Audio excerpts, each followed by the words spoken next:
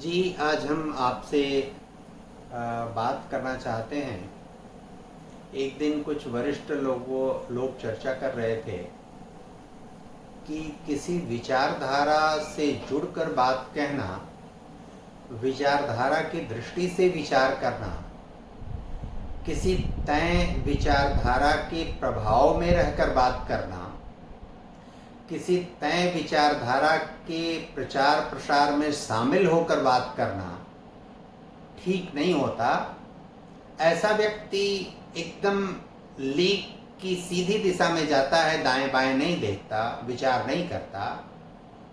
इसलिए विचारधारा का प्रभाव वैचारिक प्रक्रिया में शामिल नहीं होना चाहिए। कुछ हद तक यह बात प्रथम दृष्टया किसी को भी ठीक लगती है, लेकिन वास्तविकता ऐसी नहीं है। व्यक्ति निश्चित रूप से जो उसकी विचारधारा है या उसके मन में कोई नया विचार आता है, इस सारी प्रक्रिया में वह 2-3 चीजों का प्रभाव अनिवार्य रूप से पड़ता है और बाकी चीजों का भी समय, काल, परिस्थिति और स्थान के अनुसार प्रभाव पड़ता है। एक तो कुछ ऐसी चीजें होती हैं जो वस्तुगत होती हैं, मूर्तवत होती हैं, स्थूल होती हैं, जिससे वो प्रभावित होता है।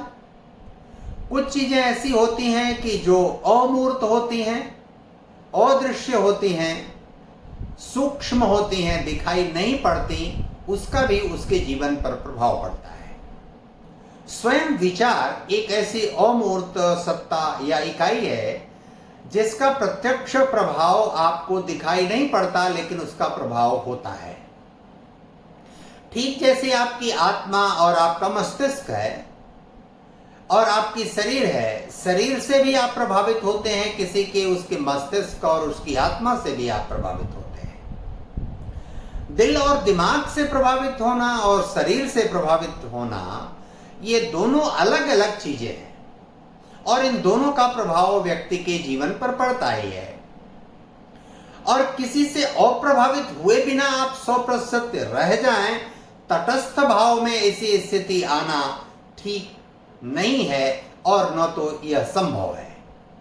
उदाहरण के लिए, किसी मैदानी क्षेत्र में आप जून महीने में हैं और किसी पर्वतीय क्षेत्र में आप जून महीने में हैं। आप भारत में जून महीने में हैं, आप ग्रेट ब्रिटेन में जून महीने में हैं, आप संयुक्त राज्य अमेरिका में जन्म आपका हुआ, वहां पले बढ़े, आगे बढ़े, आपका जन्म चीन में हुआ, आप पले बढ़े और आगे बढ़े। इन दोनों बातों का आपके जीवन पर प्रभाव पड़ता ही है। आप अप्रभावी रह जाएं या आप उससे प्रभावित न हो, यह असंभव सी बात है। सवाल यह उठता है कि यदि हम प्रभावित होते ही हैं, तो फिर नया विचार या नई बात या संशोधित विचार, संशोधित बात या परिवर्तित बात कैसे आएगी? नई चीजें कैसे आएंगी? नई चीजें जो भी आती हैं, उसका संबंध प्रभावित या अप्रभावित होने से नहीं होता। वह व्यक्ति का जो सबकॉन्शियस माइंड है, वह उसके लिए उद्वेलित करता है, वह उसके लिए प्रेरित करता है, वह उसके मन और मस्तिष्क में ऐसा वातावरण बनाता है जिसके अनुसार नई बात, नया विचार, नया सिद्धांत, नई संकल्पना, नया नियम व्यक्ति सामने लाकर खड़ा करता है। और यह प्रकृति प्रदत्त होता है। प्रकृति स्वयं इसके लिए अवसर या वातावरण उपलब्ध कराती है। वह अमूर्त, वह जो अदृश्य सत्ता है, जो दिखाई नहीं पड़ती, वह इसके लिए प्रेरणा आपको प्रदान करती है। उसका प्रभाव ठीक वैसे ही है जैसे आप उच्चारण कर रहे हैं और उस उच्चारण से जो ध्वनि निकल रही है, उस ध्वनि का आभास और उस ध्वनि का प्रत्यक्षीकरण और प्रकटीकरण हो रहा है। और हो रहा है तभी वह कहीं पहुंच रहा है, पहुंच रही है, और आप कहिए कि वो दिखाई नहीं पड़ रहा है इसलिए हम उसको नहीं मानेंगे, उसको नहीं स्वीकार करेंगे, तो यह आपके अविवेकी और अबुद्धिमान पूर्ण व्यवहार का प्रकटीकरण है। इसका मतलब है, आप बुद्धिहीन शब्द में नहीं प्रयोग करूंगा, अबुद्धिमान प्रयोग करूंगा शब्द। इसलिए क्योंकि आप विचारधारा में रहना, विचारधारा से प्रभावित होना, उसके अनुसार कार्य व्यवहार करना, यह कहीं से भी किसी नई बात, नए विचार, नए सिद्धांत, नई संकल्पना, नई परिकल्पना या नए नियम में बाधक नहीं होती है। वह एक सहज स्वाभाविक स्पॉन्टेनियस ओवरफ्लो है, जो वह आता ही है, और वह ठीक वैसे ही आता है जैसे किसी के मन में कोई कौतूहल और प्रश्न आकस्मिक रूप से खड़ा होता है। और वह आकस्मिक रूप से जो कौतूहल और प्रश्न खड़ा होता है, वह खड़ा होना भी उसी प्रक्रिया का हिस्सा है, क्योंकि वह किसी चीज से प्रभावित होने के कारण ही वह प्रश्न खड़ा होता है। उदाहरण के लिए, जेम्स वाट के मन में जो प्रश्न खड़ा हुआ कि यह केतली का ढक्कन क्यों उठ गिर रहा है, वह केतली के उठने गिरने वाले ढक्कन से प्रभावित हुआ, उस परिस्थिति से, उस समय हो रहे घटनाक्रम से वो प्रभावित हुआ। तब उसके मन में वो प्रश्न आया, और वो प्रश्न आया तो इसके नाते उसने वह उसका समाधान किया, और फिर रिजल्ट उसने दिया कि भाप में शक्ति है। वो भाप में शक्ति प्रकृति में विद्यमान एक नियम है, और उस नियम का प्रतिपादन सार्वजनिक किया जेम्स वाट ने। ऐसे ही किसी के भी मन में कोई भी प्रश्न या कौतूहल प्रकृति के किसी भी रहस्य या नियम से पर्दा उठाने के लिए जब प्रेरित करता है, तो वह प्रेरणा किसी भी स्थापित विचार, किसी भी तय विचार के प्रतिफलन स्वरूप आता ही है, उसमें वह विचार बाधक नहीं होता।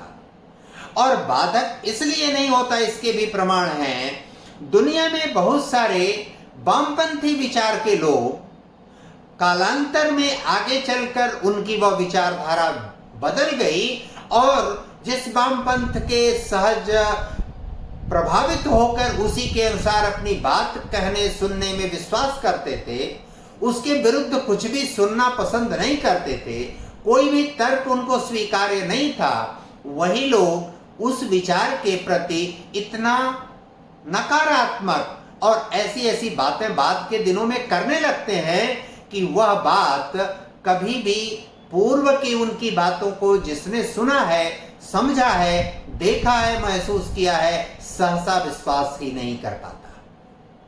या इसी तरह से कोई पूंजीवादी दृष्टि से विचार कर रहा होता है, वो साम्यवादी दृष्टि से विचार करने लगता है। यदि विचार इतना प्रभावी होता तो उसके वैचारिक अधिष्ठान में बदलाव नहीं आता। वैचारिक अधिष्ठान में जो बदलाव आता है, उसका मस्तिष्क इस प्रक्रिया में पूरी तरह सारी चीजों का मूल्यांकन करता है, सहज और स्वाभाविक मूल्यांकन करता है, स्पॉन्टेनियस उसका इवैल्यूएशन करता है, और वह इवैल्यूएशन उसको कोई भी चीज शिफ्ट करने की ऑटोमेटिक प्रेरणा देती है, और वो सहसा होता है। किसी चीज के विषय में आप अच्छा सोचते हैं, एक समय आता है कि उसके विषय में आपके मन में बहुत सारे नकारात्मक बातें आने लगती हैं। नकारात्मक बातें किसी के प्रति है, और बाद में सकारात्मक बातें आने लगती हैं। सब कुछ किसी के भी विषय में आप जानकारी करके और कोई बात कहें, ऐसा संभव नहीं है। इसलिए विचारधारा के अनुसार सोचना, विचार करना, कार्य करना, तय करना और उसके से प्रभावित होना अच्छी बात है, यह बुराई की श्रेणी में नहीं आता। जिन लोगों को यह बुरा लगता है या ठीक प्रतीत नहीं होता, ऐसे लोगों को अपनी समझ और विवेक बुद्धि में परिवर्तन करना चाहिए, विचार करना चाहिए कि हम कहीं से भी परिपक्व बात नहीं कर रहे हैं, अपरिपक्व बात कर रहे हैं। इसलिए दुनिया में जो भी विचार जितना अधिक समय तक बना रहता है, जितने अधिक लोगों को प्रभावित करता है, उसकी सिद्धता, उसकी पुष्टता, उसकी श्रेष्ठता उतनी ही अधिक होती है। लंबे समय तक जो विचार कार्य करता है, प्रभावी रहता है, उसमें परिवर्तन की संभावना नहीं रहती। व्यक्ति के मस्तिष्क को वो निरंतर प्रभावित करता रहता। कोई ऐसा कौतूहल और प्रश्न प्रतिप्रश्न या विपरीत प्रश्न खड़ा नहीं होता कि उसके मस्तिष्क में नए प्रश्न खड़ा करने का कौतूहल या जिज्ञासा खड़ी हो। अगर खड़ी भी होती है तो उसका सहज स्वाभाविक समाधान भी उसको प्राप्त होता है। इसलिए जो भी व्यक्ति यह कहता है कि विचारधारा से प्रभावित होकर रहना, कार्य करना और उसके अनुसार उसका अनुगमन करना ठीक नहीं है, यह नितांत गलत है और यह व्यक्ति के मस्तिष्क के कुंद होने का प्रमाण है जो व्यक्ति ऐसी बात कहता है।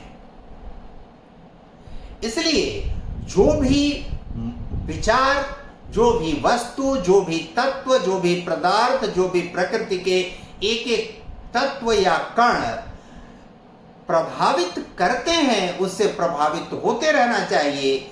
उससे आपके मन में सहज स्वाभाविक जिज्ञासा आएगी, प्रश्न आएगा, उसका समाधान करेंगे और अंततः एक अलग प्रकार के या उसी निर्णय के आप आगे के फलन में अपने आप को पहुंचा पाएंगे। धन्यवाद, नमस्कार।